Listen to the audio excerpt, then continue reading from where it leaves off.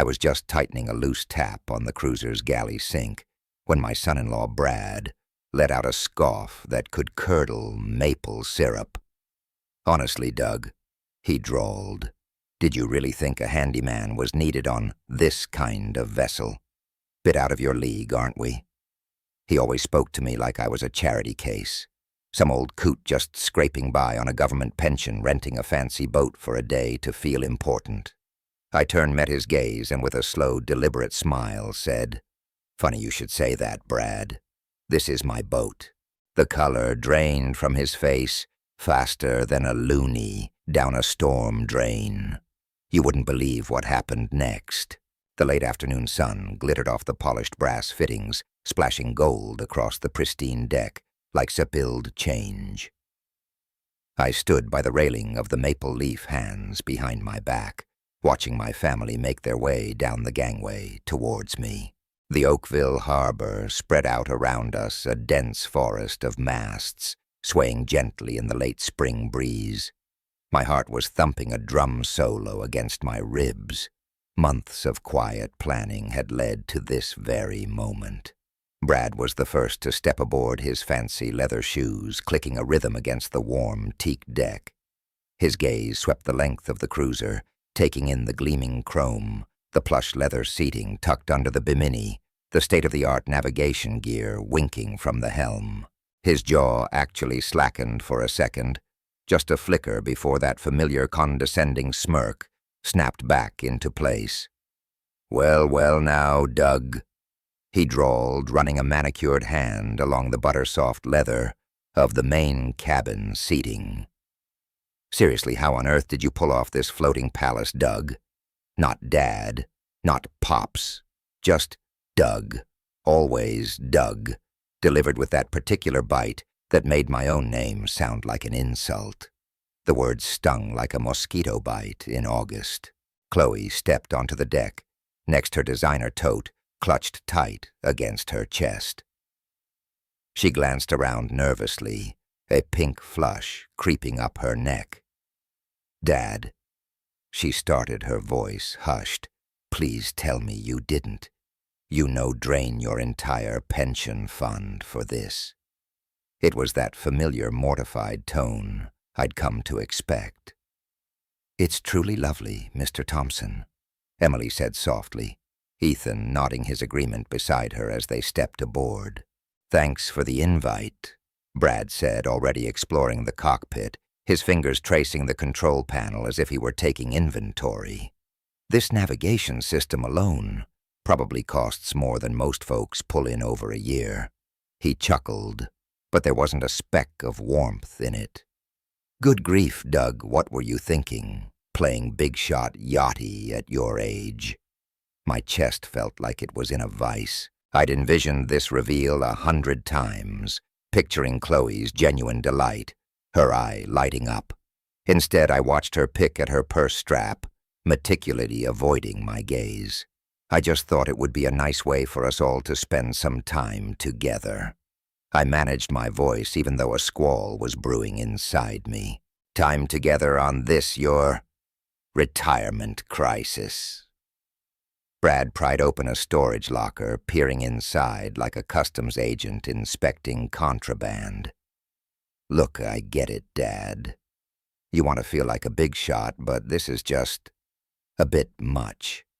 How much did you mortgage the house for this pipe dream?" Chloe laid a hand on his arm. "Brad, maybe." "No, honey. This is a real concern." He turned to face me, fully arms crossed, his stance practically dripping with condescension. "Your father has clearly made some questionable financial decisions. We probably need to have a family chat about managing his assets before he goes and loses everything, eh?" The words hung in the harbor air, colder than a January morning. Managing his assets, as if I were some doddering old uncle who'd stumbled into a boat show with a credit card and a case of buyer's remorse. The charter company assured me everything was squared away. I said carefully, keeping my voice flat. The lie tasted like sawdust, but for now, it was a necessary evil. charter. Brad's eyebrows practically vanished into his hairline. Well, that's marginally less bonkers, I suppose, though still pretty extravagant for someone on a fixed income, isn't it? My hands clenched into fists behind my back. Fixed income. I'd built 3 successful companies from the ground up, sold them off for sums that would make his head spin, and invested shrewdly for 40 years. But because I favored comfortable jeans and flannel shirts, drove a sensible sedan, and lived in the same humble bungalow I'd always called home to Brad, that made me practically destitute. "Why don't you all head below deck?" I suggested, desperate for a bit of breathing room. "I'll whip up some snacks." "All right. Come on, Chloe," Brad called out to her, already stomping towards the sleek cabin entrance. "Let's scope out how much of your old man's pension went into this little floating folly, eh?" They vanished, below Brad's voice, booming up the companionway like a disgruntled lumberjack. "Holy cow. Chloe, look at this granite counter. Unreal. Your dad's totally gone off his rocker." Chloe's nervous, almost apologetic chuckle drifted up after him. Ethan, bless his heart, stepped up quietly beside me. "It really is something else, Doug," he murmured, his gaze sweeping over the gleaming deck. "The craftsmanship is truly top-notch." I nodded, offering a weak smile, grateful for his genuine warmth, but Brad's voice, a relentless hum of disbelief and sneering commentary, was all I could really hear echoing from below. Every word felt like a shard of ice, digging under my skin. Emily, ever polite, offered me a small nod before heading down to join her husband in his exploration, leaving me alone on deck, gripping the brass railing so tightly my knuckles went bone-white. The gentle waves of Lake Ontario lapped against the hull, a soothing sound I usually cherished. But today all I could truly register was Brad's booming laughter drifting up from the main salon, quickly followed by Chloe's hushed voice. "He must have spent a king's ransom on this rental, eh? It's so... not him. Not him." My own daughter speaking about me as if I were some distant relative who'd suddenly gone off the rails, convinced I was the Duke of Windsor or something. The late afternoon sun, usually a welcome beacon, felt too harsh, too exposing. Even the fresh spring breeze off the water felt sharp, like a nip from a frosty winter morning. I gazed out at the busy harbor, watching other families enjoying their cruisers, their laughter light and genuine, and a cold dread began to creep in. Had I made a terrible miscalculation? No. I'd plotted this out, every last detail, like a backwoods trapper laying his lines. They just hadn't grasped the true north of it yet. Another burst of laughter echoed up, and my jaw clamped down tighter than a hockey player's grip on his stick. The polished brass compass nestled securely near the helm caught the glint of the setting sun pulling my eye. I reached out my fingers, tracing the cool, smooth surface of the compass, a stark contrast to the heat building inside me. It brought me back, right back to another day, another moment, just 2 months prior, March 22nd to be exact, when touching this very same compass had filled me with nothing but pure, unadulterated joy. I'd been standing in the gleaming showroom of Great Lakes Marine and Yacht Co.'s, wearing my finest suit, the dark navy one I reserved for life's most significant turning points. Trevor, the impeccably polished young sales manager, had walked me through the Lake Serenity's specifications for what felt like the 10th time that week.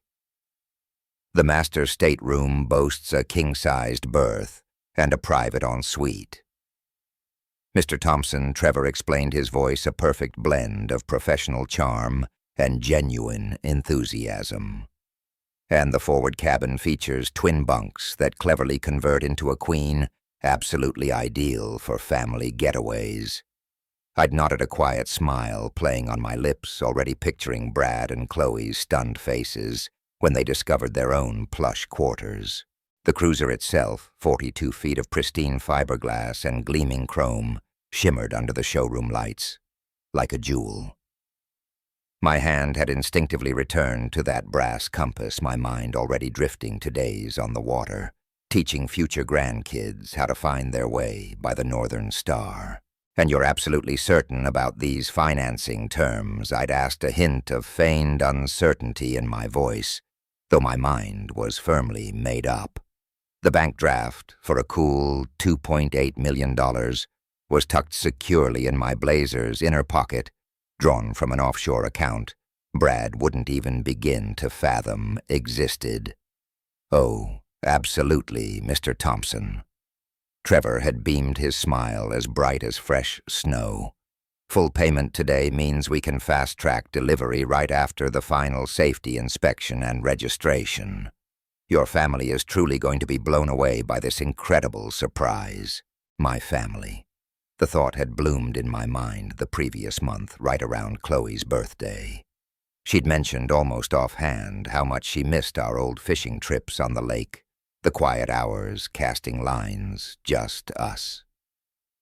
"I wish we could just escape on a boat somewhere," she'd sighed, looking utterly drained from Brad's endless draining monologues about their cash flow problems. That was it. My solution.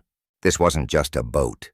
It was going to be our floating sanctuary, a place where we could rebuild what we'd lost, far from Brad's exhausting need to cut everyone down to size. I'd already mapped out family-friendly routes along the stunning coast of the Maritimes, picturing weekends where Chloe could reconnect with the peaceful rhythm of the ocean. I'd also like to add some personal touches, I'd told Trevor, my voice firm. Family photos in the main salon, perhaps a top-of-the-line sound system for our dinner music. "Of course, Mr. Thompson," he'd replied smoothly. "We'll coordinate with our bespoke interior design team to ensure every detail is just so." My hand hadn't wavered once as I signed the stacks of papers, a thrill building with each stroke. This wasn't just purchasing a luxury cruiser. This was an investment in mending, in healing. The funds had come from Margaret's life insurance, money I'd quietly held onto, waiting for something truly meaningful, something that would honor her memory. And honestly, what could be more profoundly meaningful than finding a way to bring my daughter, my Chloe, back home? Trevor bless. His heart had just handed me the keys, two unassuming bits of metal, yet they held the weight of months, years even of quiet calculation and dreaming. "Taking her home today, Mr. Thompson?" He'd asked, his grin wider than Lake Superior. "Not quite, Trevor." I'd replied, a secret smile playing on my lips. "I'm going to present it as a rental first, you see. A little surprise for the family trip next month. Then I'll spring the big reveal." It had felt like a stroke of Canadian genius back then. Let them get comfortable, truly soak in the luxury without any of the sticker shock, and then, boom, drop the bombshell when they were already hooked, like a northern pike. I'd pictured Chloe's eyes welling up with happy tears, her arms around me whispering thanks. Maybe even a begrudging, "Well done, Doug," from Brad. Standing there in the showroom, the keys cool against my palm, I'd felt a surge of hope stronger than any spring thaw. My quiet, unassuming life, the sensible sedan, the same old bungalow, it had all served its purpose. No one had suspected a thing. The surprise, I was sure, would be absolute, a real showstopper. "Your daughter's going to be so proud, Mr. Thompson," Trevor had chirped, giving my hand a firm shake. Proud. Yes, that's what I'd banked on. I snapped back to the present, the rosy memory fading like a prairie sunrise. The Oakville harbor was still the same picturesque scene, but something inside me had shifted. From below, Brad's voice still rumbled, a low, irritating drone, just barely audible through the teak deck. Then footsteps, heavy and deliberate, sounded on the polished teak behind me. I squared my shoulders, a knot tightening in my gut. The warm hope that had fueled these past 2 months of meticulous planning was slowly solidifying into something cold, something unyielding like a block of ice. The benevolent father who'd signed those papers in March was getting a crash course in the harsh realities of expectation versus genuine appreciation. I turned as they ascended from the salon one by one. Brad's face was still flushed, but now I could pinpoint the emotion, a sort of smug, contemptuous amusement, like he'd just won the lottery using my ticket. The brass compass at the helm gleamed in the sun again, but this time its message was stark. Real navigation. I thought wasn't just about the destination. It was about knowing your precise bearings, exactly where you stood before you even thought about plotting a new course. "Doug, this is truly something else," Ethan murmured, his voice a welcome balm.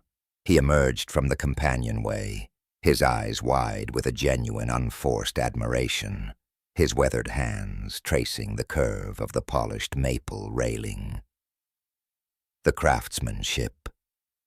It's extraordinary. You've picked out something truly special." His words were like a cool drink of water after a long, parched hike. I straightened, finally loosening my white-knuckled grip on the brass railing. Emily followed Ethan, her silver hair shimmering in the late afternoon sun, her eyes alight with sincere appreciation. "And the woodwork below," she added softly, pulling her light cardigan tighter around her shoulders. "It's just stunning. That mahogany dining table. It's museum quality." Brad snorted, stepping up behind them, Chloe hovering nervously beside him. "Yeah, well, when you're splashing someone else's cash on a rental, might as well go all out, eh?" Brad scoffed, sweeping a hand across the cruiser's gleaming surfaces. "Pops probably blew more on this weekend than Doug pulls in over half a year." The barb landed a direct hit to the chest.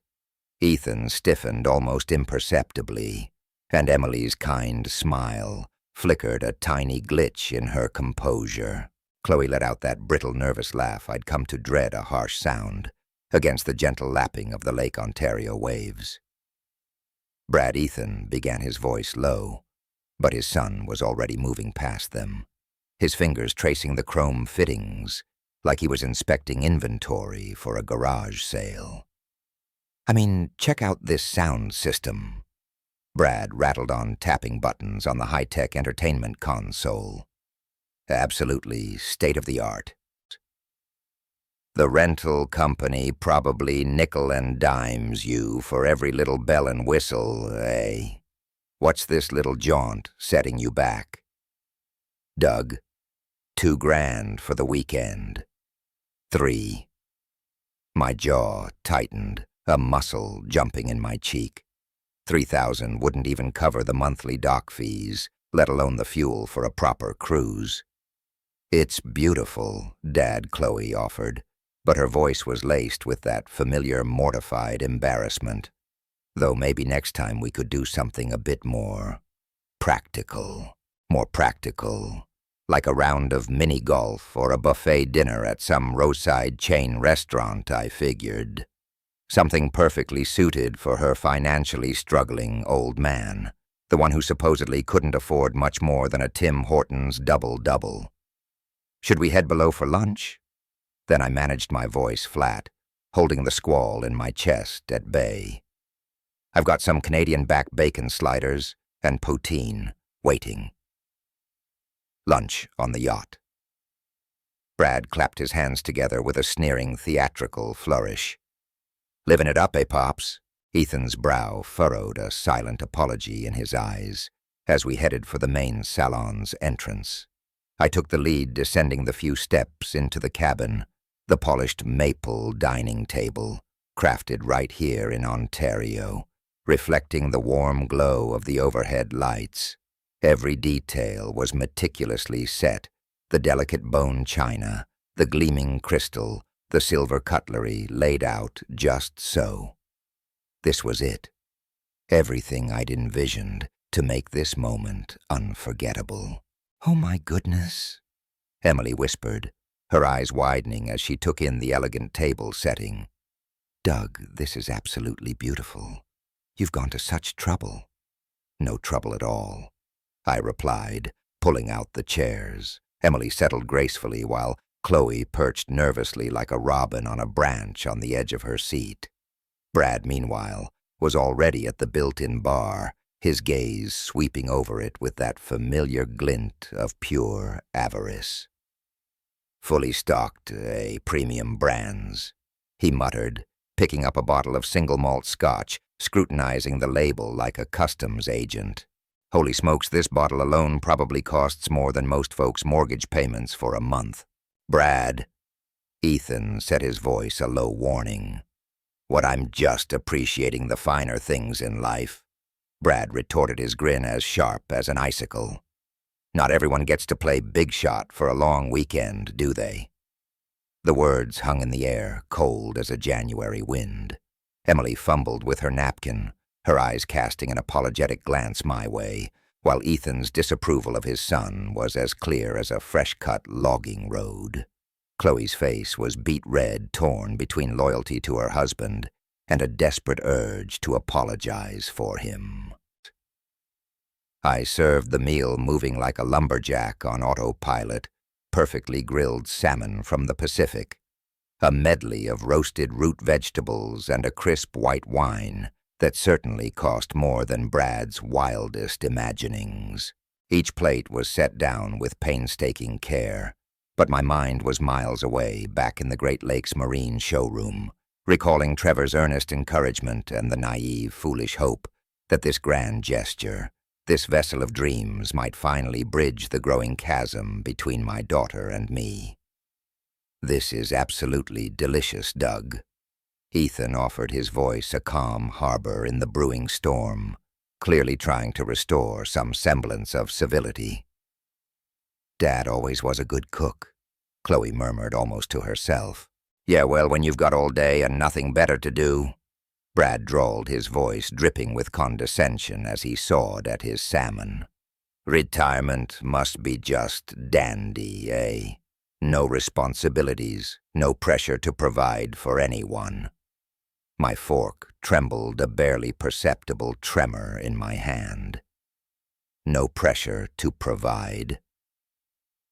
I'd provided all right. For 3 decades, I'd built companies from nothing, engineered success that would make his head spin, created wealth beyond his wildest comprehension. Now, I was offering my greatest treasure, this magnificent floating sanctuary built from the love and memory of my beloved Margaret, and all I was getting in return was a heaping plate of contempt. "Brad," Ethan set his voice now a clear warning like a distant foghorn. Perhaps. "What, Dad?" Brad looked up from his plate, his eyes alight with a cold challenge. "I'm just making conversation, aren't I? Isn't that what family dinners are all about, eh?" The silence that followed was as taut as a freshly strung hockey net. Emily reached for her wine glass, her fingers trembling ever so slightly. Chloe stared at her salmon as if it held the secret to escape. Ethan's jaw worked silently, the grim realization settling in for him too, watching his son reveal himself as a stranger. And I, Doug Thompson, sat at the head of a nearly $3 million table, serving my seemingly ungrateful family a gourmet meal I knew they'd never truly appreciate. Something cold and calculating like a late November frost began to crystallize in my chest where warmth and hope used to reside. Brad, with a smirk as wide as the St. Lawrence, raised his glass in a mock toast. "To family adventures we can't afford, eh?" The sharp clink of his crystal against the polished maple table marked the definite end of any civilized pretense. Ethan set down his fork with deliberate precision, the sound sharp as a crack in the sudden suffocating quiet. Emily's hand trembled visibly as she reached for her water glass. "That's enough." My voice, though quiet, sliced through the tension like a fresh skate blade on ice. You will stop this behavior immediately." Brad's eyebrows shot up in a performance of theatrical surprise. "Behavior? I'm just being honest about the situation, Doug. Someone in this family should acknowledge reality, eh?" The reality. I said each word measured and controlled like I was dropping stones into a deep well, is that you are a guest on this yacht. You will show appropriate respect, or you will disembark. Chloe's sharp intake of breath was audible, a gasp, like a sudden chill wind. She'd never, not once, heard me speak to Brad with such unwavering firmness. Neither had Brad, judging by the way his smug smirk flickered just for a fraction of a second before it hardened into something I could only describe as pure, unadulterated shock. Brad's smug look snapped back, but his laugh was as hollow as an empty oil drum. "Guest." He scoffed, the word sour on his tongue. "Give your head a shake, Doug. We're family. Are you telling me I can't express concern about your choices?" "Your concern," I countered, placing my fork and knife together with a deliberate clink on the fine china. "Sounds remarkably like a hockey puck hitting the boards. Direct and bruising, but mostly just noise." Ethan cleared his throat, a sound as tight as a winter knot in a fishing line. "Son, perhaps we should. What?" Brad cut him off, his voice rising a crack in his smug facade. "Pretend Doug isn't making questionable choices. Pretend this yacht rental isn't way beyond his means." He swept a hand around the cabin, dismissing its elegance. "The rental fees alone." He scoffed, his gaze raking the polished maple table. "Could probably keep him in Tim Hortons coffee and Timbits for months." His eyes were like cold, calculating loonies assessing my perceived financial worth and finding me laughably deficient. He leaned back, arms crossed, a caricature of Canadian smugness, convinced he held all the winning cards. "I built a successful IT consulting firm from nothing." He crowed, his voice gaining the confidence of a hockey fan during a winning streak. "I understand money, understand value, and this." He waved a dismissive hand at the gleaming crystal and bone china. "This is someone trying to play in the big leagues with a minor league budget." Emily's face was ashen like a snowdrift in moonlight. Ethan's knuckles gripping his napkin were bone white. Even they, his parents, saw the line he'd just obliterated, a line that couldn't be drawn back. And then Chloe, my own daughter, gave a small, almost imperceptible nod. It was quicker than a flash of northern lights, but I saw it. She agreed with him. After all the quiet sacrifices, the years of steady provision, the love poured out, she saw me through his jaundiced eyes. A pathetic old man on a government pension, trying to fool everyone with a borrowed dream. That betrayal, sharp as a winter gale off the prairies, sliced deeper than any of Brad's taunts. "I think," I said, my voice barely a whisper, yet it felt like the rumble of distant thunder. "You should excuse yourself from this table." Brad's laugh was brittle, like ice cracking underfoot. "Excuse myself from a rented yacht?" He pushed back from the table so fast his chair screeched on the polished maple floor. "Maybe I will. Suddenly the air in here feels a bit thick, eh?" He strode toward the companionway, pausing with one hand on the polished railing. "Don't worry about tidying up, Doug. I'm sure the charter company has people for that. Wouldn't want you to strain yourself." His heavy footsteps drummed overhead on the teak deck, deliberately loud, claiming space that was never his to claim. The salon settled into a suffocating quiet, broken only by the gentle creak of the yacht against its moorings. Ethan was the first to speak, his voice choked with mortification. "Doug, I am so deeply sorry. That was completely out of line." "Inexcusable," Emily whispered, her eyes shining with unshed tears like dew on a spiderweb. I don't know what's gotten into him. Chloe said nothing, her gaze fixed on her untouched salmon, as if it held all the answers to the universe's most complex questions. When she finally lifted her eyes, they were defensive like a cornered wolverine. He's just protective of family finances, she murmured, her voice thin as early spring ice. We've been talking about getting into the housing market, and money is really tight, and seeing this, she gestured helplessly around the elegant cabin. It's just hard to understand the priorities. The priorities. My priority had been to forge a memory, a gift, a sturdy bridge back to the daughter I felt slipping away.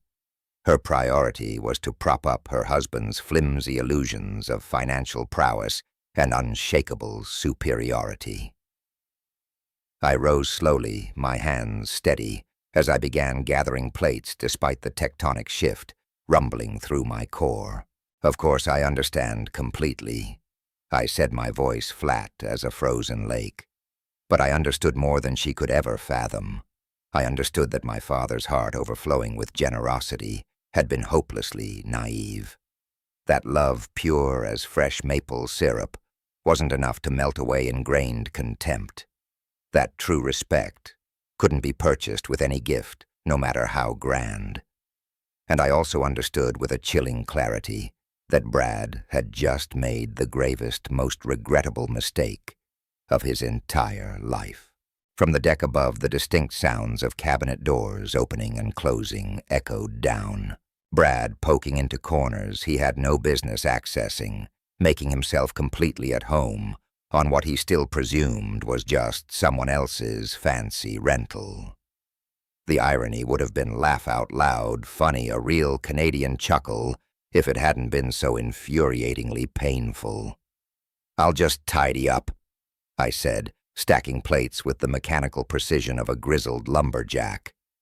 Why don't you all go enjoy the fresh air on deck?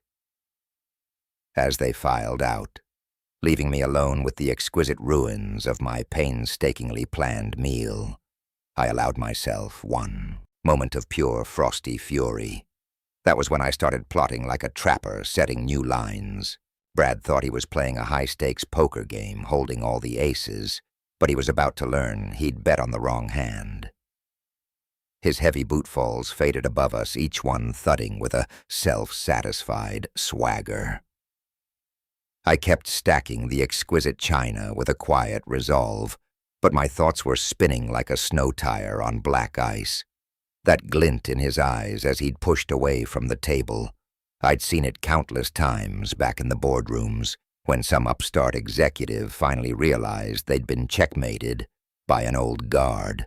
Maybe I should go see about him, Chloe murmured, half rising from her seat. Let him cool his jets, Ethan advised, his voice thick with a father's weary disappointment. He needs a moment to chew on that. Emily reached across the polished maple table, her touch warm on my hand. Doug, I am so truly sorry, Emily continued, her voice hushed. I just don't know what's got into Brad lately, but I knew exactly what it was. Brad couldn't stand being called out, especially not when his own parents were listening. Guys like him didn't see boundaries as lines, but as dares. They prodded, they pushed, they looked for every loophole. Up on the deck, his footsteps ceased. A soft click, then the familiar creak of a door opening and closing. Probably the guest washroom, I figured, or maybe he was sticking his nose where it didn't belong. He's just under a lot of pressure at work, Chloe offered, her voice thin like ice in April. The consulting game is brutal. Ethan's quiet skepticism was as clear as a sunny autumn day. He wasn't buying her excuses any more than I was. Pressure, I thought, is no excuse for treating your host like a second-class citizen. I kept an ear out, listening intently to the subtle sounds from above and beyond our immediate space. A brief gush of water, the creak of cabinets, a soft metallic scrape. Brad was definitely on a self-guided tour, touching everything, claiming territory. "Should we head up to the deck for coffee?" Emily suggested, brightly, clearly trying to lighten the heavy air. "It's such a beautiful day out." "Excellent idea," I agreed. My voice steady, but my mind was still fixed on the subtle symphony of Brad's movements. But something about his exploration felt off now, less like idle curiosity and more like a deliberate reconnaissance mission. More metallic sounds, then a faint grating noise like gears shifting or something being wrenched. It made me freeze, crystal glasses still in hand. That wasn't the sound of someone simply poking around. Dad Chloe's voice seemed to drift from a long way off. "Are you okay?" "Fine," I replied automatically, carefully setting the glasses onto a silver tray. The grinding stopped abruptly, replaced by the soft thud of a cabinet closing. Brad's footsteps resumed overhead, heading back towards the main deck. A few minutes later, he sauntered back down the companionway, appearing at the top of the stairs, looking perfectly composed, almost serene. If anything, he seemed more relaxed, more self-satisfied than when he'd stormed off. "Sorry about that," he said, sliding back into his seat with an odd, knowing smile. "Just needed a moment to truly appreciate the craftsmanship. This really is an impressive vessel." The complete 180 in his tone sent shivers down my spine like walking on thin ice. Brad didn't apologize. Brad didn't admit he was wrong. And Brad sure as hell didn't compliment anything he'd been tearing down moments before. "Feeling better?" Ethan asked cautiously, a furrow in his brow. "Much," Brad replied, picking up his water glass, a smug glint in his eye. "Actually, I was thinking maybe I should help with the cleanup. It's the least I can do after, well, you know." Chloe's face brightened immediately, a genuine smile breaking through her worried expression. "That's so sweet of you, honey." But I was watching Brad like a hawk, noting the way his eyes skirted around mine, the almost imperceptible smirk playing on the corner of his lips that screamed secret satisfaction, not an ounce of remorse. "I could wash up the dishes in the galley." He continued, oblivious to my scrutiny.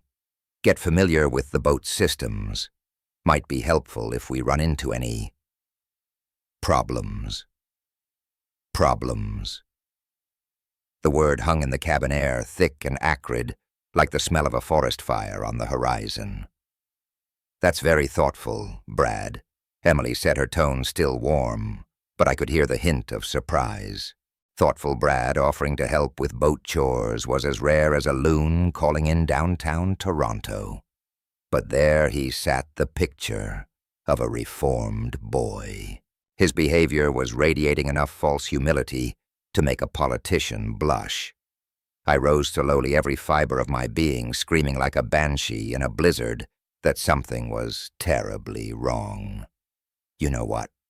Why don't we all just head up to the deck for a bit of fresh air first? The dishes can certainly wait." Brad's smile was as bright and unwavering as the chrome bumper of a brand-new pickup truck. "Oh, come on, Doug," he chirped. "Let me make up for being such an ass earlier. I insist."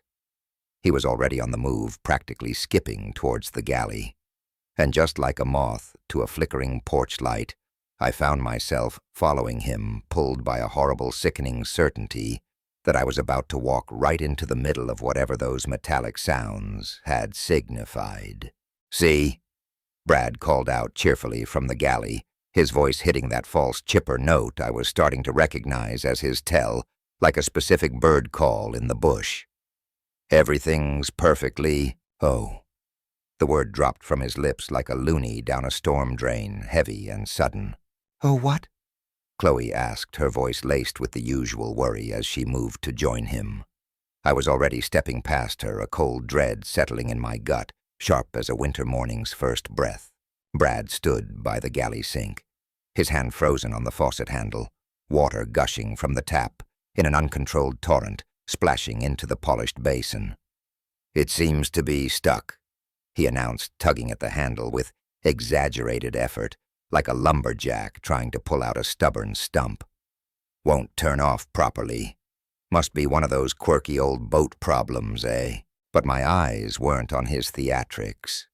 They were fixed on the base of the faucet, where the gleaming chrome now sported a fresh constellation of scratches. Deep, ugly gouges that definitely hadn't been there this morning when I'd brewed the coffee. Marks that could only come from someone using excessive force or, more likely, the wrong tool. "Let me take a look," I said, my voice quiet, though a storm was brewing within me. I gently moved Brad aside. The handle felt stiff, unyielding under my grip, the internal mechanism grinding with a sickening protest that spoke volumes about damaged parts, not wear and tear. This wasn't simply a fixture wearing out. This wasn't even the result of aggressive use. This was deliberate destruction, carefully disguised as an unfortunate accident.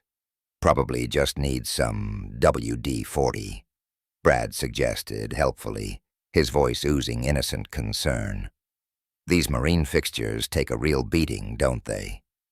I knelt, my gaze fixed on the base, my fingers tracing the ragged edges of the gouged chrome. The scratches formed an unmistakable pattern, a dead giveaway plier marks. Someone had gripped that faucet with considerable vicious force, twisting until something inside had given way like a twig, snapping under a heavy boot. "Dad, can you fix it?" Chloe asked, her voice tight with genuine concern, pulling me from my grim assessment. "It's definitely broken, sweetie," I said, standing slowly. "The internal valve mechanism has been damaged." Brad nodded sympathetically, his face a picture of false commiseration. Rental equipment, you know," he sighed, shaking his head.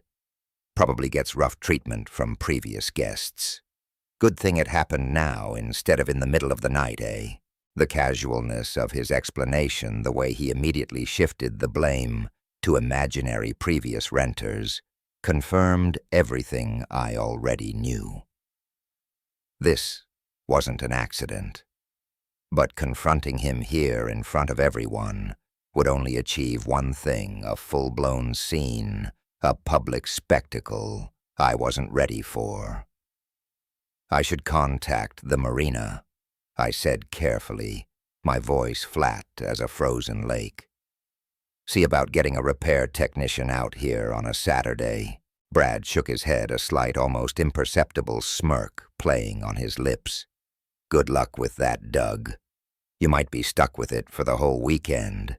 The barely concealed satisfaction in his voice was like a pebble in my shoe, irritating and constant. He was absolutely relishing this. Not just the inconvenience he'd caused, but the golden opportunity to play the helpful, sympathetic family member, while I scrambled to deal with my rental problems. Ethan approached. His brow furrowed, his gaze fixed on the faucet with a businessman's keen eye for detail. "That's odd," he murmured, more to himself than anyone else. "The damage looks almost deliberate."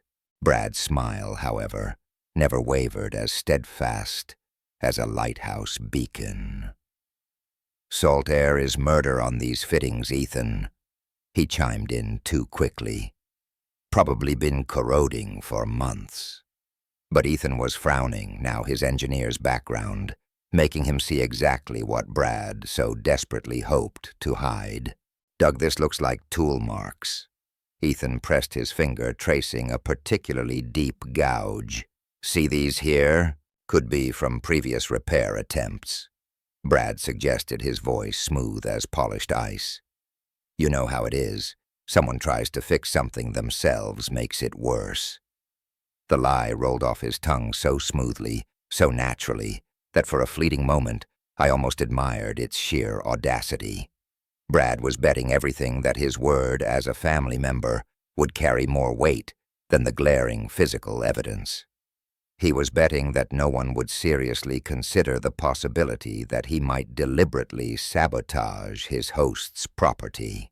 "I'll need to check the boat's maintenance manual," I said finally, my voice still quiet, but with an underlying steel that Brad clearly missed. "See what the manufacturer recommends for this type of—" My immediate next step wasn't about finding a quick fix for a busted tap. It was about revisiting a little piece of forward thinking I'd tucked away, specifically the high-definition footage from the security cameras I'd had installed just last month. I needed a crystal-clear playback of precisely what Brad had been up to and when. "Want me to help you poke around, Doug?" Brad chirped, his voice dripping with feigned helpfulness. "I'm pretty handy with gadgets, you know." I managed a tight smile, the kind that probably looked more like I'd just bitten into a sour Saskatoon berry. "No need, Brad. I've got my own way of figuring things out," I replied, making sure my tone was even like a calm lake before a storm. He shrugged a picture of put-out Canadian politeness. "Whatever you think is best, eh? Just trying to pitch in." The lie was as obvious as a moose in a minivan. As Chloe, Emily, and Ethan drifted back towards the deck, lured by the promise of fresh air and coffee, Brad hung back in the galley. He pretended to fuss with the tap, making a show of ensuring the water was completely off. But his eyes, sharp as a hawk's, darted around the space, lingering on his handiwork with a look of pure satisfaction. "Funny how these things just happen, eh?" he remarked, his voice smooth as an untouched sheet of ice. "One minute everything's hunky-dory, the next you're looking at a bill that could buy a month's worth of Timbits." The hint of threat was as subtle as a grizzly bear in a canoe, and just as unmistakable. Oh, this was just the overture, I knew it. Brad had clearly decided this was his personal playground, a chance to poke and prod, and prove his point all under the cozy blanket of family immunity. He thought his connection to Chloe meant he could skate on thin ice without breaking through. He was about to discover he'd picked the wrong pond for his little exhibition. I waited, letting the soft murmur of their voices drift down from the deck, a comforting lullaby before the reckoning. Then, quiet as a fox in fresh snow, I headed for the navigation station. The main controls for the Maple Leaf's entire security system were tucked away there behind a panel that looked as innocent as a stack of flannel shirts. Brad thought he was playing a high-stakes game of street hockey, but he'd just challenged someone who'd been carving up the NHL for decades while he was still learning to lace up his skates. The navigation room, a compact nerve center, was neatly tucked behind the main cabin, a place few guests ever got to see. It was lined with enough sophisticated electronic gear to pilot a ship around the world, let alone Lake Ontario. I slipped inside, the door latching behind me with a barely audible click. At the touch of a button, the multiple monitors flickered to life, bathing the small space in a cool blue-white glow. 8 crisp high-definition camera feeds offered a comprehensive view of every nook and cranny of the Maple Leaf, from the plush salon to the gleaming deck. I'd actually installed this whole system just last month, a prudent measure, after hearing about a rash of marina break-ins up and down the Great Lakes. Never in my wildest dreams did I imagine it would pay off quite like this. My fingers, accustomed to navigating complex interfaces from years in business, danced across the control panel with practiced ease. I scrolled back, rewinding the footage to the precise moment. Brad had first wandered into the guest head and galley area, captured perfectly by camera 3. And there he was, striding into frame with the same easy confidence he'd worn all afternoon, like a freshly laundered suit. At first, his movements seemed perfectly innocuous. A little tour opening cabinet doors, running a hand over the polished surfaces, taking in the boat's amenities with the entitled curiosity of someone who believed everything within reach was his for the taking. Then he drifted towards the galley sink, specifically the very faucet we'd just been discussing. I leaned closer to the screen, My breath held tight in my chest. He tested the handle, a light, almost casual twist. The water flowed smoothly, a clear, steady stream, then cut off cleanly when he turned it back. He knew it worked. He knew beyond a shadow of a doubt that there wasn't a single thing wrong with it. What happened next sent a chill through me, sharper than a January wind off Georgian Bay. Brad glanced subtly towards the cabin entrance, a quick, almost imperceptible flick of his eyes, confirming he was completely alone. Then, with a sudden vicious movement, he gripped the faucet handle with both hands. Not the gentle turn of normal use, not even an aggressive tug, but a violent, almost savage, wrenching motion. The camera feed seemed to jiggle slightly, vibrating from the sheer force. He did it again this time, bracing his foot against the cabinet for added leverage. His face, now clearly visible in the high-def feed, was a mask of intense concentration as he applied maximum force. And then there it was, a faint, almost imperceptible smile of satisfaction as something inside the mechanism clearly gave way. He then tested his handiwork, a quick turn of the handle, confirming the uncontrolled gush of water. Perfect. Exactly the kind of inconvenient accident that would not only prove his smug point about inferior rental equipment, but also put me, his supposedly struggling host, on the hook for a costly repair. But Brad wasn't finished playing Mountie.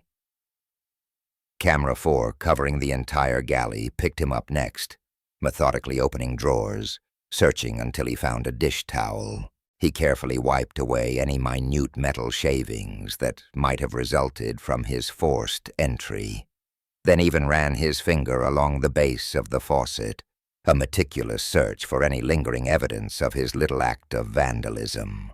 That methodical cleanup, the careful erasing of his tracks, spoke volumes about Brad's character. It wasn't just impulsive spite. It was calculated malice. This wasn't some spur-of-the-moment tantrum. This was as calculated as a curler's draw designed to put me on ice right in front of my own kin. He'd finally found his moment, hadn't he? A perfect opportunity to prove old Doug Thompson was just playing at being a big shot. Someone who couldn't really swing the high life, eh? My hands, almost on autopilot, transferred the damning footage onto a compact drive, but my mind was churning, processing the full bitter taste of Brad's betrayal. This wasn't just a busted tap, not by a long shot. This was about respect, about crossing a line, about shredding the unwritten code between guest and host, a real Canadian code, I figured. From the main salon, Brad's voice drifted up, dripping with that fake, syrupy concern. Hope Doug isn't having too much grief with that boat problem. These old rentals can be a real pain in the puck, eh? Old rentals. He was already crafting his narrative, painting me as some naive old coot who'd overreached, snagging a rental far beyond his means, destined for nothing but trouble.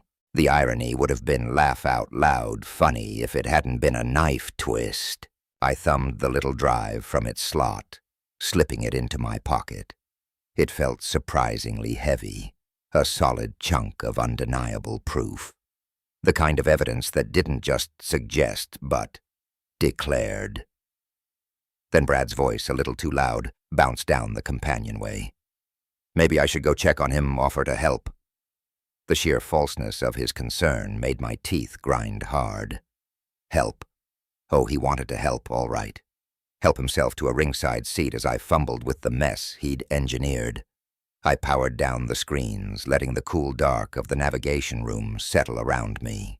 The gentle lapping of Lake Ontario against the hull was a quiet counterpoint to the storm brewing in my head. 40 years of building companies, of playing chess, not checkers, had hammered one truth home. A smoking gun was useless if you didn't know when and how to fire it. Brad had handed me the ammunition on a silver platter, but timing was everything. The thud of footsteps overhead closer now told me my window for a strategy was shrinking faster than a snowbank in May. Quiet as a cougar, I padded to the cruiser's tool locker, pulling out a gleaming precision wrench set and some marine-grade pipe sealant from its organized berths. My hands moved efficient and practiced, gathering the necessary bits and bobs, but my mind was a churning eddy of memories. The broken tap. It was a simple fix, really. Marine-grade fixtures are tougher than Old Man Winter, built to handle a whole lot more than Brad's little fit of pique. But as I knelt there, my fingers tracing the scarred metal, a flood of images washed over me. All the times I'd been the one to fix things for Brad and Chloe. All the problems I'd smoothed over with my patience and my wallet. Chloe's grad school tuition for starters, $40,000 over 2 years. I'd penned those checks with a proud smile, thrilled my girl was chasing her MBA dream. Brad had been full of thanks back then, or at least he'd put on a convincing show. "You're incredible, Mr. Thompson," he'd said, using that formal address that felt less like respect now and more like a polite, chilly distance. And their wedding, 25 grand, just from me. The memory stung sharp as a blackfly bite as I twisted the wrench around the faucet's mangled base. I'd insisted on footing the bill for the flowers, the photographer upgrading the reception to that swanky place. Every father dreams of his daughter's big day being picture perfect, a real highlight. I remember standing there that night talking to Margaret's picture, wishing she could have been there to see Chloe in her dress. Then there was the down payment on their house, 60,000 big ones. That was just 2 years back, when Brad's consulting gig was apparently hitting a temporary cash flow crunch. He'd sat right here in my humble kitchen, laying it on thick, about how a bigger down payment meant better financing. His humility had seemed as real as a loony back then, his gratitude pouring out like fresh maple syrup. "This means the world to us, Doug," he'd said, eyes earnest. "I promise you'll never regret helping us build our future." The broken tap finally came apart in my hands, exposing the deliberate mess Brad had made. Twisted metal where smooth gleaming curves should have been, threads completely stripped, never to catch properly again. Just like the relationship between us, I figured. And then there were the emergency car repairs, 5,000. Chloe's medical bills, 3,200. The new fridge when theirs died. Their fridge died. Christmas gifts. I'd insisted on paying for birthday surprises that probably cost more than their utility bills, anniversary dinners, where I'd footed the entire tab. The list went on, a decade of open-handed generosity that had apparently purchased nothing but a thick layer of contempt. Each act of kindness had been met with Brad's practiced appreciation, his assurances that he'd never forget my support. Yet here I was, kneeling on the polished floor of my own yacht, repairing damage he'd inflicted out of spite. From above came Brad's voice, a little too loud, like a hockey commentator. "Should we go check on Doug? He's been down there quite a while." Chloe's response was muffled, but laced with concern. Maybe the repair is more complicated than he thought. More complicated, everything was more complicated than it seemed. The yacht they thought was rented. The wealth they assumed I didn't possess. The man they believed was beneath their consideration. I threaded new gaskets into place, my movements precise, despite the anger coursing through my veins like a whitewater rapids. This wasn't just about money, though the financial aspect was staggering when I tallied it all up. Nearly $140,000 in direct assistance over the years, not counting the smaller gestures, the countless dinners, the thoughtful gifts. It was about respect, about the fundamental expectation that kindness would be met with kindness, that generosity would breed gratitude rather than a sense of entitlement. Brad's footsteps approached the companionway, his shadow falling across the galley entrance. I'm going to see if he needs a hand. The faucet mechanism slid back into place with a satisfying click. Water flowed smoothly when I tested it. Better than before, actually. Sometimes damage forced you to rebuild stronger. Brad's voice carried that false note of helpful concern. Everything okay down there? I stood slowly wiping my hands on a clean rag while calculating my next move. Brad thought he'd won some small victory by breaking my property. He had no idea that he'd just triggered a war he was spectacularly unprepared to fight. The man approaching to offer his help had never built a business from nothing, had never negotiated million-dollar deals, or outmaneuvered competitors who tried to destroy him. He'd never learned that in real conflict, the person who controls the information controls the outcome. Brad was about to receive an education in exactly what kind of man he'd chosen to cross. There he is. Brad's voice carried across the dining area with theatrical relief as I stepped up from the lower deck. We were starting to worry. How'd the repair go? He was leaning back in his chair, arms crossed in satisfaction, that same smug expression he'd worn when he first stepped aboard. The picture of a concerned family member soliciting sympathy for poor Doug's boat troubles. The old equipment giving you fits, he continued with mock sympathy. I was just telling everyone how these rental companies cut corners on maintenance. Probably haven't serviced that faucet in years.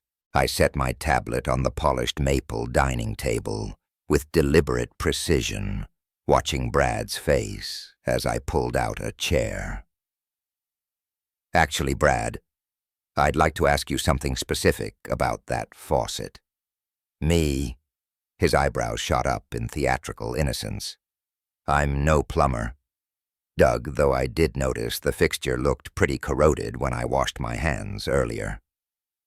Chloe shifted uncomfortably in her seat, like a squirrel on a hot tin roof. Dad, Brad was just trying to help. He mentioned the water pressure seemed off. Is that what he mentioned? I kept my voice level, my eyes fixed on Brad's face because I was curious about exactly what happened when you were down there. Brad's smile never wavered, but something flickered behind his eyes. A split second of calculation before the performance resumed. Like I said, just used the facilities. Noticed the faucet was acting up, but figured you'd want to handle it yourself. Ethan cleared his throat uncomfortably. Doug, perhaps we should focus on getting a repair technician. Brad, I interrupted quietly. Why did you deliberately break the faucet? My words hung in the air, heavy and solid like a Canadian Shield rock, dropped into a still, clear lake. Brad's laugh came a beat too late, a fraction too loud, jarring, and artificial. Break it. Doug, what are you talking about? I didn't break anything. Chloe's voice sharp as an ice chip cut in. Dad, that's a serious accusation. She looked from me to Brad, her face a map of confusion and apprehension. Brad would never, would he? I reached for my tablet, powering it on with steady fingers, the screen glowing like a northern light. Well, I've got some footage that might just interest everyone. Brad's confidence, usually as unshakable as a maple tree in a hurricane, faltered for just a microsecond, a flicker of panic in his eyes, before that familiar mask of arrogance slammed back down. Footage? What footage? He tried to sound casual, but the words were a bit too clipped. The Maple Leaf has a state-of-the-art security system, I explained calmly, watching the color drain from his face, leaving him paler than a winter-worn ghost. 8 high-definition cameras, audio recording, comprehensive coverage of every nook and cranny. I elaborated my voice as even as the horizon on Lake Superior. The silence that followed was as taut as a freshly strung hockey net. Brad's Adam's apple bobbed as he swallowed hard, a visible effort, but the defiance in his voice was still there, though a little thinner. Well, then you'll see exactly what I told you. I used the washroom, noticed a problem with the faucet, and came back up. We'll see. I agreed, opening the video application. Let's all take a look together. Emily leaned forward, her brow furrowed with concern. Doug, surely this isn't necessary. No, Emily, Ethan interjected. His voice firm, his businessman's instincts kicking in, sensing a shift in the air, a high-stakes play unfolding. Let's see what the cameras show. I touched the screen, scrolling to the precise moment of truth. There he was, Brad appearing in perfect clarity, stepping into the guest head with that casual confidence I'd grown to despise, like he owned the place. There you are, I said conversationally, as if we were just chatting about the weather. Saturday, May 17th, 3:50 in the afternoon, just after you left our table. Brad's jaw tightened as he watched himself on screen, but his voice remained defiant. So you can see I'm just using the facilities on screen. He watched his digital self approach the faucet and test it gently. Water flowed perfectly when his on-screen hand turned it on, then stopped cleanly when he turned it off. The fixture worked flawlessly, a silent witness. Interesting, I observed, keeping my tone flat, devoid of emotion. The faucet seems to be functioning normally. Chloe leaned closer to the screen, her brow furrowed in concentration, a bewildered look on her face. I don't understand what we're supposed to be seeing. Keep watching. I suggested, my finger hovering over the play button, ready to unleash the avalanche. The interesting part is coming up. Brad shifted in his seat, his earlier bravado cracking around the edges like thin ice. This is ridiculous, Doug. You're making a mountain out of a molehill over a simple plumbing problem. But his eyes never left the screen, glued to his digital doppelganger. I could see the exact moment he remembered the cold, dawning realization of what was about to unfold, what the cameras had captured, what his monumental arrogance had made him forget in his moment of petty, vindictive satisfaction. The timestamp here shows 15:52. I continued, my voice perfectly calm, as if discussing fishing quotas. Watch carefully. The video played, every pixel crisp, every detail clear. 8 camera angles worth of irrefutable evidence about to shred Brad's carefully constructed world of lies and self-serving assumptions. On the tablet screen, his digital self glanced subtly toward the door, a quick, furtive movement confirming he was completely alone. Then his whole demeanor changed. Gone was any pretense of normal use. This was deliberate, calculated destruction, as precise as a logger felling a tree. Oh my God, Emily whispered, her voice barely a breath, as we watched Brad grip the faucet handle with both hands and wrench it violently to the side. The audio was crystal clear, raw, and damning, the harsh grinding of metal under excessive force, the sharp crack when something gave way deep inside the mechanism. And then Brad's satisfied grunt, a low guttural sound, as he felt the fixture finally break beneath his hands. Brad, Ethan's voice cracked, like a whip, sharp and disbelieving. What the hell are you doing? On screen. Brad wasn't finished. He braced his foot against the cabinet for leverage, applying even more force, until the internal valve mechanism snapped completely, leaving nothing but twisted metal and shattered pride. Water began streaming uncontrollably from the broken fixture, a relentless, damning flow. Chloe's hand flew to her mouth, her eyes wide with horror and disbelief. This can't be. But there was no denying what we were all seeing. Brad stepped back from his handiwork with unmistakable satisfaction. That same smug, self-congratulatory smile he'd worn when he'd returned to the table. He even ran his finger along the base of the faucet, checking for evidence of his little caper. "That was 4 minutes, Brad," I murmured. 4 minutes of you deliberately trashing my property." Brad's face had gone ashen like fresh snow under a gray sky. "Look, there's got to be an explanation. I was just trying to give it a little wiggle, you know, when it—" "Give it a wiggle? Brad, wiggle what?"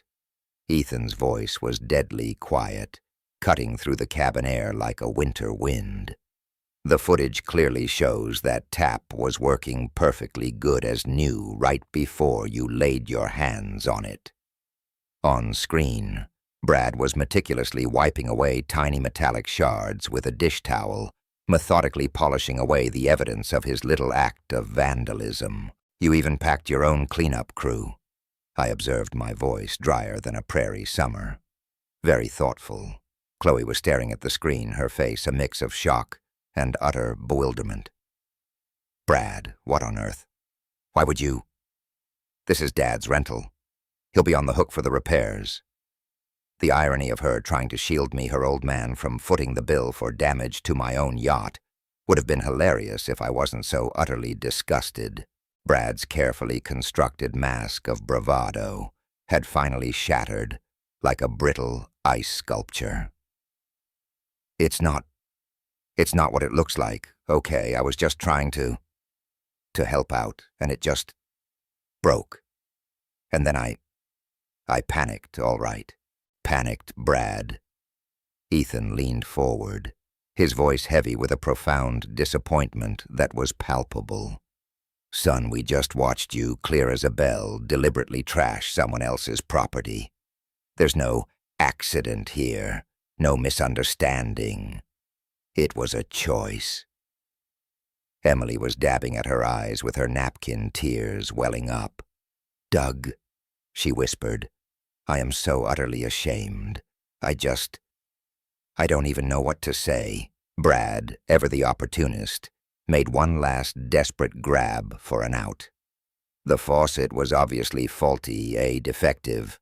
I barely gave it a nudge, and it just gave way. These old rental boats, they're always full of problems, aren't they, Doug?" I stopped the video, freezing Brad's smug face mid-sabotage, and slowly turned the tablet's screen fully toward him. "Would you like me to play it again, Brad?" I asked, my voice calm, almost conversational. "Perhaps in slow motion this time we can count exactly how many times you really wrenched that handle before it finally snapped, eh?" The silence that followed was so thick you could cut it with a butter knife. Brad stared at the frozen image on the screen, himself caught red-handed in the act of calculated sabotage, a smirk of sickening satisfaction still plastered on his digital face.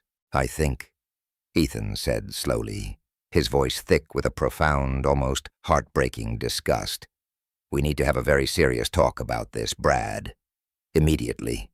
Brad's last, flimsy thread of bravado finally snapped, like an overstressed tow rope.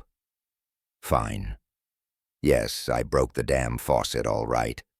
His voice rose, tinged with a raw, ugly anger.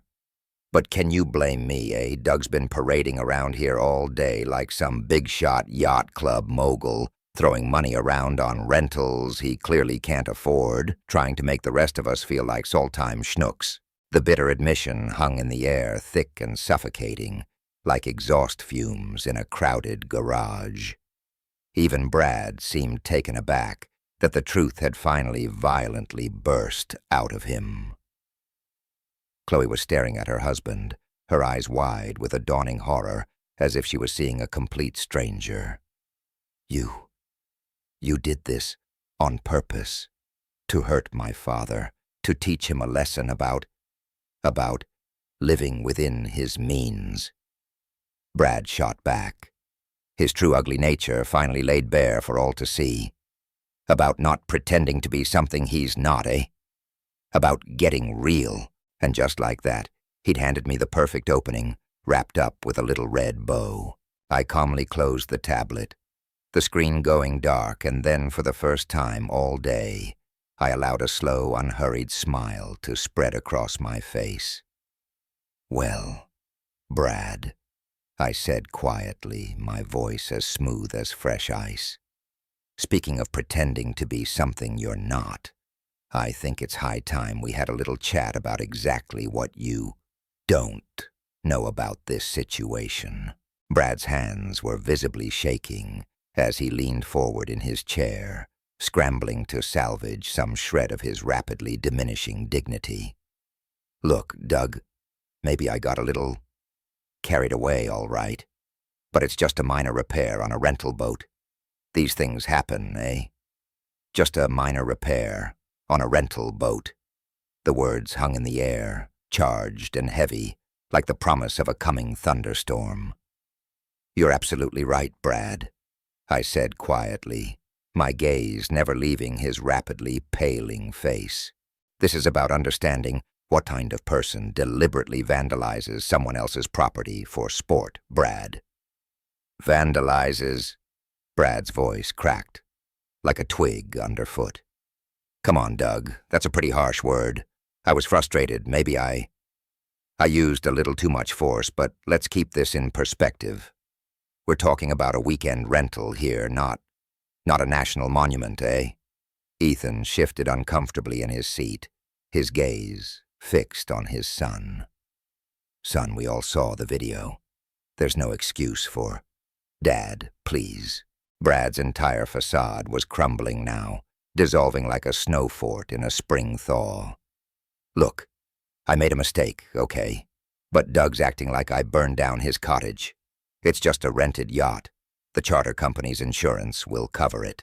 Rich guys like the owner probably write this stuff off as business expenses anyway." Brad scoffed, his voice dripping with mock contempt for anyone with enough coin to float a boat like this. Rich guys like the owner. The irony of him saying that, given what he believed and what I knew was as rich as a double-double at Tim Hortons. "You keep mentioning that this is a rental." I observed, my voice as calm as a frozen lake, picking up my tablet and setting it aside with a deliberate, almost tender care. "You seem very concerned about the financial implications for the owner." "Well, yeah." Brad straightened slightly in his seat, puffing out his chest, clearly sensing an opportunity to reclaim some sort of moral high ground. "I mean, you're obviously way over your budget here, Doug. This whole yacht club fantasy, it's just not sustainable. Someone like you trying to play millionaire for a weekend. It's just sad." Chloe winced visibly, shrinking further into her seat. "Brad, please don't. Someone like me," I repeated softly, my gaze fixed on him, my tone unwavering. "Look, no offense, but let's be realistic." Brad was warming to his theme, now that familiar arrogance seeping back into his voice like a noxious gas. "You're a retired, plumber carpenter living on Social Security, trying to impress us with boats you can't afford. It's embarrassing." Emily gasped audibly, a hand flying to her mouth, her eyes wide with mortification. Ethan's face had gone red crimson with shame for his son's unchecked cruelty. But Brad wasn't finished, not by a long shot. He leaned forward, his voice dropping to a low, venomous sneer. "Guys like you don't belong on yachts like this. You belong in fishing boats. Maybe a pontoon if you save up." This he swept a dismissive hand around the elegant cabin, dismissing its mahogany and polished brass. "This is for people who actually earned it." The silence that followed was absolute suffocating. Even the gentle lapping of water against the hull seemed to pause, holding its breath, waiting for the inevitable avalanche. I stood slowly, my hands steady, my voice calm, as morning mist on the Rockies. "Brad," I said, and the single word seemed to carry the weight of everything unspoken between us. "This is my yacht." The words dropped like anvils into still water, creating ripples that shattered the thick silence. Brad's mouth opened, then closed, then opened again without a sound, emerging like a fish out of water. Chloe's hand flew to her chest, her eyes wide as saucers. Ethan looked like he'd been struck by lightning, utterly stunned. "Your what?" Brad's voice was barely a whisper, a mere puff of air. "My yacht." I repeated, clearly letting the words sink in. I bought it in March for $2.8 million cash. The color drained from Brad's face so quickly, I thought he might faint right there and then collapsing like a wet dish rag. That's not possible." "The Maple Leaf is registered in my name with Transport Canada, and the Coast Guard has me on file as the sole owner." I continued, each fact landing like a well-aimed puck. "The marina has my credit card on file for the monthly slip fees. The insurance policy lists me as the sole owner." I let each fact settle, watching the cold, hard reality begin to set in for him. Before continuing, "I purchased it as a gift." Chloe found her voice first, a tremulous sound. "A gift for who?" I looked directly at Brad, watching understanding dawn in his eyes like sunrise over a cemetery, grim and inevitable. "For you and your husband," I said simply, allowing myself a small, tight smile. "I was planning to surprise you today. I thought I'd present it as a rental first, let you get comfortable, truly soak in the luxury without any of the sticker shock, then reveal that it was yours to keep."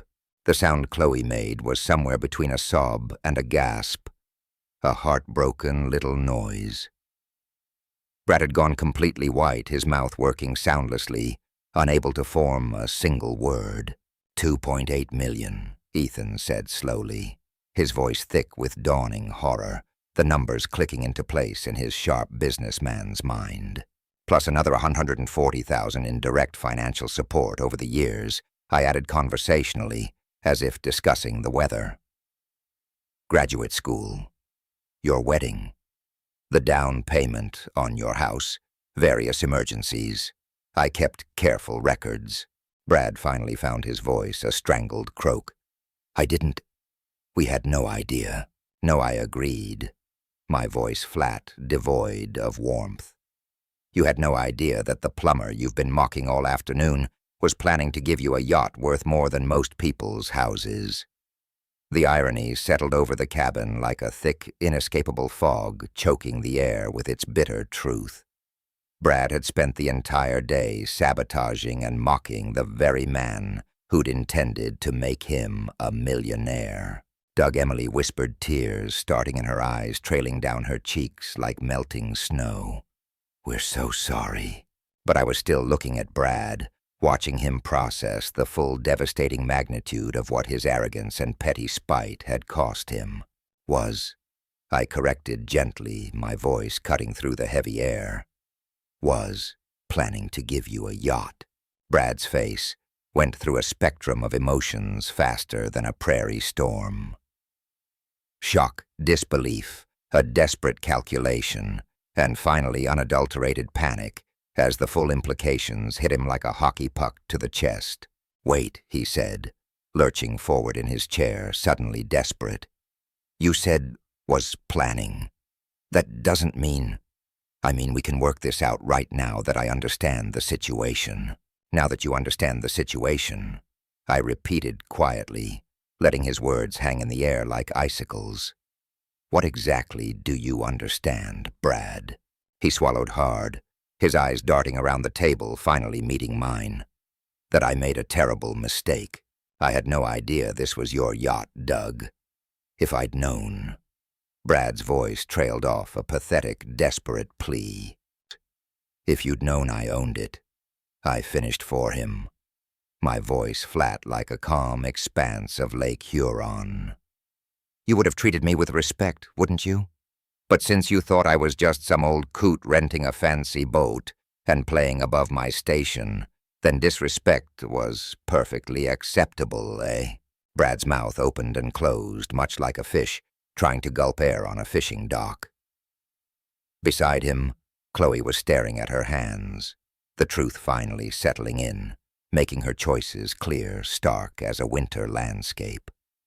"That's not what I meant," Brad stammered, scrambling for words. The stress of work and seeing you spend so much on a rental when—" "What?" Ethan cut him off, his voice sharp with disappointment, like a sudden crack in the ice. "When you decided your father-in-law needed to be taught a lesson about his place." Ethan finished for him, his gaze unwavering. Emily was dabbing her eyes with a tissue, her gentle face etched with sorrow. "Brad, how could you do this? Doug has been nothing but generous to this family. I know that now." Brad's voice cracked with raw desperation. "But we can fix this right. I'll pay for the faucet repair. Hell, I'll pay for a complete renovation of the galley. We can put this behind us."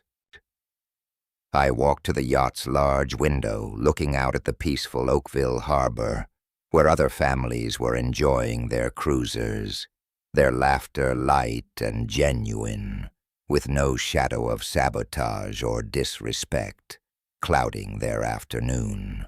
"The faucet is already repaired," I said calmly, turning back to face him. "Took about 20 minutes. Marine fixtures are built tough, you see. They have to be to withstand the kind of deliberate abuse you inflicted." "Then what's the problem?" Brad's voice carried a thin note of desperate hope, like a lone loon calling on a foggy morning. "No harm, no foul, right?" I met his gaze, my own as steady as the northern star. "The problem, Brad, is that you revealed exactly who you are. When you thought I was vulnerable, when you believed I was beneath you, you chose cruelty. That's not a faucet problem. That's a character problem." Chloe finally looked up from her hands, her eyes clouded with tears. "Dad, I know Brad was wrong, but what, sweetheart?" I asked gently, my voice aching with a sadness I tried to hide. "But I should overlook deliberate sabotage because he apologized after getting caught. But I should ignore years of subtle disrespect because he promises to do better now that he knows I have money." She had no answer for that. None of them did. The silence stretched thick and heavy. "The yacht remains mine." I continued, my voice firm, resolute. "The gift offer is permanently withdrawn. Brad, I think it would be best if you and Chloe gathered your things and left." "You can't be serious," Brad protested, his face a mask of disbelief. "Over one stupid mistake." "One stupid mistake," Ethan's voice was incredulous, sharp as a sudden January frost. "Son, you deliberately vandalized a man's property after he invited you aboard as a guest. You've spent the afternoon mocking and belittling him. Even now you're more concerned about losing a gift you never knew existed than about the hurt you've caused." Brad looked around the table, seeking support that wasn't there. Even Chloe couldn't meet his eyes. "Fine," he said, finally, standing abruptly. "Come on, Chloe. Let's get out of here." Chloe stood slowly, looking torn like a sapling, caught between a strong wind, and its roots caught between following her husband and staying with her father. "Dad, You made your choice clear today," I said softly, cutting her off the words, a quiet sting. "I hope it was worth it."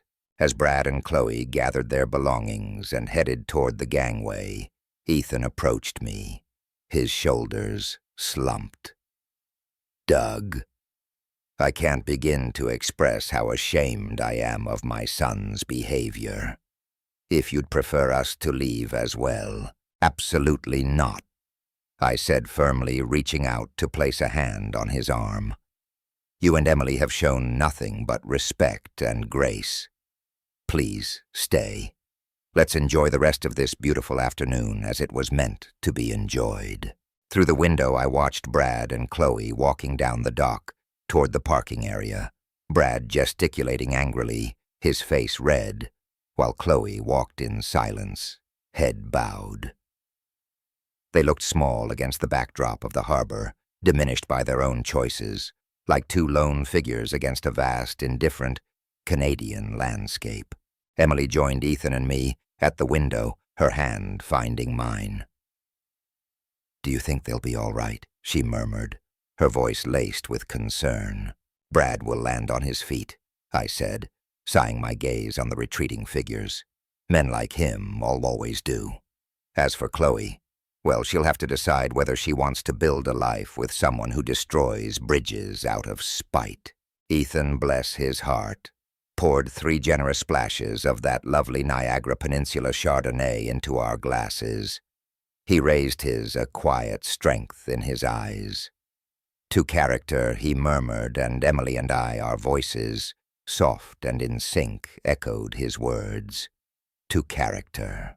As the late spring sun dipped towards the western edge of Lake Ontario, painting the water in hues of fiery maple and old gold, a profound stillness settled over me. It wasn't just the calm of the lake.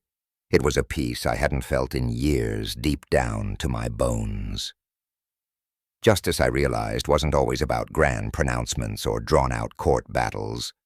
Sometimes it was as simple and as absolute as watching a man unravel his own future with his own 2 hands. Brad, in his petty spite, had inadvertently torn down the very bridge that would have led him to a life of unimaginable comfort. He'd sabotaged his own inheritance as surely as he'd wrenched that faucet. The maple leaf, my maple leaf, rocked gently at its moorings. I glanced at the gleaming brass compass near the helm, catching the last rays of light. It still pointed true north, unwavering, just like the hard, cold truth that sometimes people get exactly what they earned.